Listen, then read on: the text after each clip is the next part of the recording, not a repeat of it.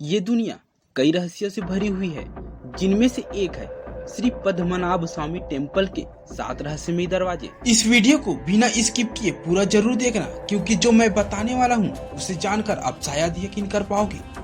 रहस्यमयी 7 दरवाजे। भारत के केरल राज्य के तिरुअनंतपुरम में स्थित पद्मनाभ स्वामी मंदिर भगवान विष्णु को समर्पित है, जो पूरी दुनिया में मशहूर है।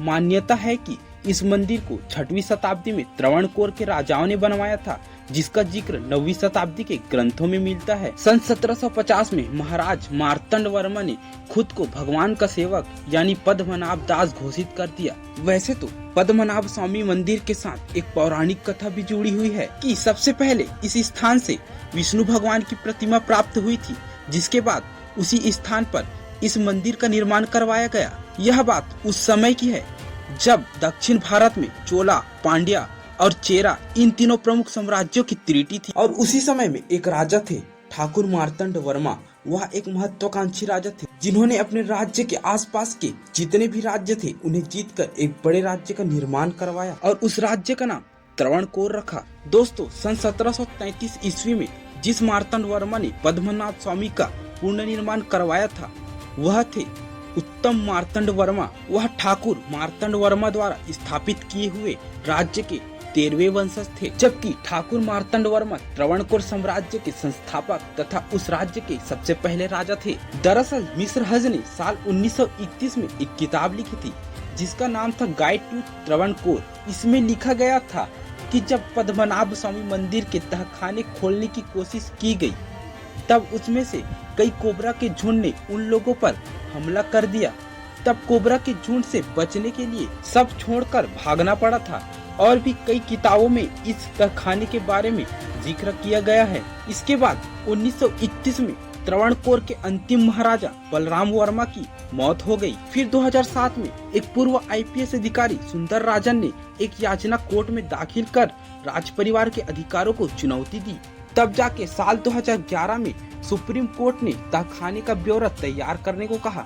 27 जून 2011 को तहखाने खोलने का शुरुआत किया गया और उस तहखाने को खोलने के लिए एक टीम बनाई गई, जिसके बाद तहखाने खोले गए। इस बार कोई कोबरा या कोई भी अड़चन नहीं आई।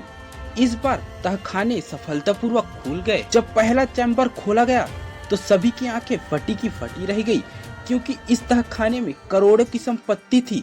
हीरे जवाहरात, पुराने मूर्तियां, सोने के सिक्के थे। फिर एक एक करके सभी चैम्बर मतलब सभी तहखाने खोले गए। इन तहखानों में करीब 1,32,000 करोड़ की संपत्ति प्राप्त हुई थी। 6 चैम्बर तो खुल चुके थे, लेकिन अब पारी थी 7वें चैम्बर की, जिनमें सांप की आकृति बनी हुई थी। लेकिन वैज्ञानिकों के कई कोशिशों के बाद भी वे दरवाजा नहीं खोल पाए। लोगों का मानना था कि इस दरवाजे पर बना 2 नाग एक वार्निंग है, जो कहता है कि यह दरवाजा कभी न खोले। इस रहस्यमय दरवाजे की हैरान कर देने वाली बात तो ये है कि बाकी दरवाजों की तरह इसमें खोलने या बंद करने के लिए कोई सांकल, नट, बोल्ट या जंजीर या ताला नहीं है।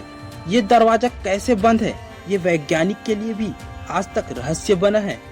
इस दरवाजे पर बने 2 नाग को देखकर कहा जाता है इसे नाग पाशम जैसे किसी मंत्र से बांधा गया होगा और अब गरुड़ पुराण के उच्चारण से ही खोला जा सकेगा। लेकिन ये भी माना जाता है कि यह मंत्र इतना मुश्किल है कि इसके उच्चारण या विधि में थोड़ी सी भी चूक से किसी की जान जा सकती है। वहाँ के निवासियों का मानना है कि इस धरती पर कोई सिद्ध पुरुष ही इस दरवाजे को खोल सकता है। कईयों का तो मानना है इस दरवाजे के पीछे का रास्ता भगवान तक जाता है। अगर इस दरवाजे को कान लगाकर सुनो तो इसमें से समुद्र के लहरों की आवाज सुनाई देती है। इस चैम्बर के पीछे क्या है, आज तक रहस्य बना हुआ है। मंदिर में आस्था रखने वाले कहते हैं अगर इस दरवाजे को खोला गया तो कई तरह की अशुभ घटनाएं होगी, जिसे चाह के मनुष्य रोक नहीं पाएंगे। आपको क्या लगता है, कमेंट में जरूर बताएं। और वीडियो अच्छी लगी हो तो वीडियो को लाइक कीजिए और ऐसे ही वीडियो देखने के लिए